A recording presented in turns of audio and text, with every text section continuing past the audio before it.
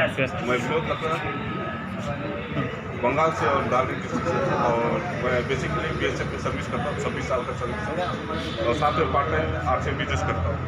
अभी हम लोग उदयपुर घूमने आए हैं, तो देख रहा हूँ यहाँ का माहौल बहुत अच्छा लगा। तो हमारा यूट्यूब चैनल है जिसमें आपसे कुछ RCM के बारे में हम बात करना चाहेंगे। सबसे पहले आपका नाम सुनील मुंसफरा है, और बाय प्रोफेशन मैं भी गवर्नमेंट जॉब में टीचर, वहाँ पे भी हम बच्चों को सिखाने का काम करते हैं। और इस RCM बिजनेस में मुझे आए हुए लगभग 4 साल। सर कौन सा जगह से सर आप? मैं जम्मू कश्मीर से हूँ सर। अच्छा। और जम्मू कश्मीर में RCM को अभी हम वहाँ पे एक काफ़ी अच्छे लेवल पे लाने के लिए काम कर रहे हैं। जैसे आपने बेरोजगारी की बात की सर, आज की डेट में सबसे बड़ा मुद्दा जो हमारे हिंदुस्तान में है वो है बेरोजगारी, और वो भी पढ़े लिखे नौजवानों, क्योंकि आज की डेट में ऐसा कोई परिवार नहीं होगा जो अपने बच्चों को पढ़ाना नहीं चाहेगा, और हर बंदा अपने बच्चे को अच्छी से अच्छी तालीम दे रहा है। लेकिन मैं सर एक चीज़ मानता हूँ, जो हमारे देश की जो एजुकेशन है वो सही नहीं है, क्योंकि हमारे देश की जो एजुकेशन है वो हमें क्या सिखा रही है कि हमें नौकर किस तरह से बना जाए, बड़े से बड़ा नौकर बनने के लिए हम बच्चों को तैयार कर रहे हैं, जबकि आज जिसके लिए हम लोग बच्चों को तैयार कर रहे हैं वो चीज़ आज की डेट में नहीं है। क्योंकि हम मानसिकता क्या है सबसे कि बच्चा बड़ा अफसर बने, बड़ा ऑफिसर भी नौकरी होता है, वो गवर्नमेंट का नौकर है, चाहे प्राइवेट सेक्टर की बात करें चाहे गवर्नमेंट सेक्टर की बात करें, लेकिन अल्टीमेटली हम तैयार क्या चीज़ कर रहे हैं? नौकर बनने के लिए। जबकि हिंदुस्तान में आज की डेट में सबसे ज़्यादा ज़रूरत है मालिक बनने की, क्योंकि जब मालिक बनेंगे तो वो आगे किसी को नौकरी दे सकते हैं, नौकर किसी को नौकर नहीं रख सकता। इस समस्या का क्या समाधान कर सकते? सर आज की डेट में अगर इस समस्या को हमें खत्म करना है, जड़ से खत्म करना है, तो उसका एकमात्र रास्ता है वो है RCM बिजनेस। क्योंकि RCM बिजनेस ही एकमात्र ऐसी कंपनी है, RCM जिसको हम फैशन शूटिंग प्राइवेट लिमिटेड नाम से ये कंपनी है, और RCM ट्रेडमार्क से ये नेटवर्किंग कर रही है। आज की डेट में सर मैं हैड्स ऑफ करता हूँ इस कंपनी के फाउंडर श्री त्रिलोक चंद छाबड़ा जी को, क्योंकि उन्होंने एक ऐसा प्लेटफॉर्म तैयार किया है एक आम लोगों के लिए। एक यहाँ पे ना आपकी क्वालिफिकेशन पूछी जाती है, ना आपकी हाइट देखी जाती है, ना आपकी शक्ल देखी जाती है, ना आपकी अकल देखी जाती है, आपसे कुछ नहीं पूछा जाता। सिर्फ एक चीज़ पूछते हैं, क्या आप रोटी खाते हैं, क्या आप कपड़ा पहनते हैं, क्या आप साफ़ सुथरा रहते हैं। अगर हम ये तीनों काम में से एक भी करते हैं ना सर, तो हम इस RCM बिजनेस को कर सकते हैं। और सबसे बड़ी दिक्कत रहती है लोगों, देखो सबसे बड़ा 2 चीज़ें रहती है माइंड में। एक तो इंसान सोचता है कि बच्चे को अच्छा पढ़ा लिखा के बड़ा नौकर बनाएंगे, और फिर तो बच्चा DC हो या चपरासी हो, अल्टीमेटली फोकस एक ही है नौकर। लेकिन वो तो अभी है नहीं। अब जो चीज़ है नहीं उसके लिए किसी को तैयार करना मेरे हिसाब से वो सही नहीं। यानी कि आपका कहने का मतलब है कि जो बच्चे लोगों को मानसिकता चेंज करना है, उसको चेंज करना पड़ेगा। जैसे हम लोग पढ़ा लिखा के बच्चे को हम लोग एक बड़ा नौकर बनाने का सपना देखते हैं, तो हमें यानी कि दूसरा रास्ता भी है जैसे बिजनेस। बिल्कुल सर। अभी जैसे आपने एक बड़ी अच्छी बात की सर बिज़नेस की, मैक्सिमम हमारे जो पेरेंट्स हैं उनके माइंड में रहता है कि सबसे पहले तो नौकरी की कोशिश करेंगे, उसके लिए एक एज लिमिट रहती है। जब उनको लगता है कि अगर इनकेस नौकरी नहीं मिलती है तो वो क्या करते हैं, कोई छोटा मोटा बिजनेस कर लेंगे। तो सर बिज़नेस की अगर मैं बात करूँ आज की डेट में मेरे हिसाब से 1-1.5 लाख से नीचे अगर आपकी इनकम है तो आप सर्वाइव नहीं कर पाएंगे। और अगर 1-1.5 लाख की इनकम चाहिए तो आपको उसके लिए करोड़ों की पूंजी लगानी पड़ेगी। मान लो आज की डेट में बैंक फटाफट लोन दे भी देता है, लेकिन उसके लिए आपको सबसे पहले आपको जगह चाहिए जहाँ पे एक अच्छा खासा बिजनेस चल सके। जगह लेना आपके हाथ में है, पैसा अरेंज करना आपके हाथ में है। मान लो आपको करोड़ों रुपये का लोन लेके, जैसे आप गवर्नमेंट जॉब में है, आपको कोई भी बैंक लोन दे देगी, और आपने लोन देके बच्चे को एक इंफ्रास्ट्रक्चर क्रिएट करके एक बिजनेस खड़ा कर दिया। लेकिन बिजनेस खोलना आपके हाथ में, उसको चलाना आपके हाथ में नहीं है। और जिस तरह से ये 2 साल में कोरोना ने दिखाया है, तो सर बड़े से बड़े बिजनेस बहुत बुरी हालात में है। और किसी ने अगर बैंक और अगर बिजनेस से किसी ने बैंक से लोन लिया है तो सर उसका दिवालिया होना तो निश्चित है। तो ये 2 चीज़ें आज की डेट में नहीं है। तीसरा प्लेटफॉर्म जो बचता है वो है डायरेक्ट सेलिंग। RCM ही क्यों, जैसे आपने पूछा, इसका एक ही कारण है सर, RCM कंपनी एक ऐसी कंपनी है, ये एक भीख मांगने वाले को भी करोड़पति बना सकती है। क्योंकि इसमें आपको कोई पूंजी नहीं लगानी है, इसमें सिर्फ एक चीज़ की दरकार रहती है, वो है समय।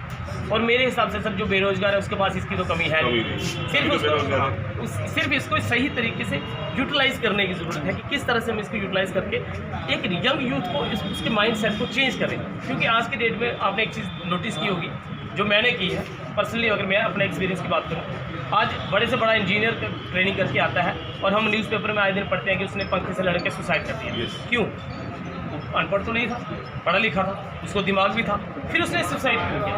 उसका सब मुझे जो रीज़न समझ आता है उसका एक ही रीज़न है कि हमने बच्चे को तैयार क्यों किया कि तूने इंजीनियर बनना और आके जेई लगना और ठीक ठाक माल कमाना है।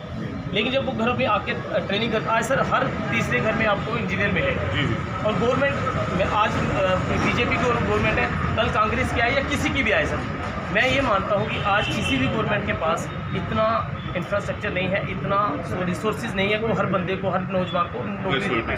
ठीक है, तो अगर जो चीज़ आज के डेट में है नहीं, हम बच्चे को उसके लिए तैयार कर रहे हैं, और बच्चा इंजीनियरिंग करके किसी रेडी वाले के पास तो काम करेगा नहीं, किसी किराने वाले के पास तो काम करेगा नहीं। उससे होगा क्या, जब उसने सपना क्या देखा कि जैसे ट्रेनिंग करके आऊँगा लाखों की नौकरी मिल जाएगी, अब उसको लाखों की छोड़ो 10,000 की नहीं मिल रही, तो बच्चा घर में क्या करेगा, डिप्रेशन में आ जाएगा, और जब बच्चा डिप्रेशन में आएगा सर तो सुसाइड करेगा। तो इससे अच्छा नहीं भाई, उसके पास तो कुछ चारा ही नहीं है सर, यानी कि जो मानसिकता है उसको चेंज करने की, वो यानी कि हत्या करवा रहा है, हत्या करवा रहा है सर। देखो चाहे अनचाहे हम सब 302 के तहत फंसने वाले हैं, लेकिन कानून ही वैसा है कि कोई फंसा नहीं सकता, अदरवाइज हम अपने बच्चों को, अपने यंग यूथ को मौत की तरफ से, यानी कि अपने जो परवरिश करने वाले माता पिता या गार्जियन को सोच बदलना होगा। सर मैं तो ये चाहता हूँ कि हम सबको मिलके, आरसीएम परिवार को मिलके छोटी छोटी नुक्कड़ सभाएं करनी चाहिए, जो हमने जम्मू कश्मीर में पंचायत लेवल पर स्टार्ट किया है। उससे क्या है कि हमें सबसे पहले पेरेंट्स की मानसिकता को चेंज करना है। बच्चा तो चेंज होना चाहता भी है, लेकिन पेरेंट्स उसको चेंज नहीं होने देते,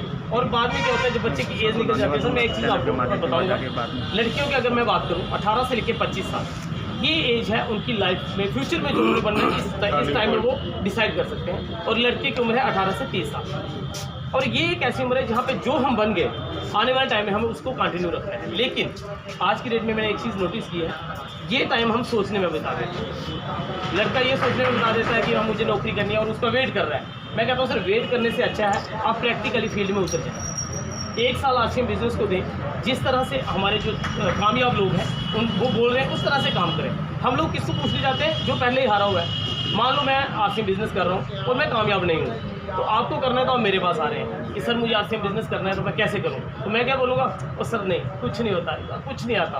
अब आपने किया क्या, सिर्फ आरसीएम। मैं 2 चीज़ें बताता हूँ सर, आरसीएम बिजनेस में भी 2 आरसीएम है और आरसीएम बिजनेस। अगर हमें करना है आरसीएम तो 1000-1200 का खाएंगे, 100-200 रुपये आएगा।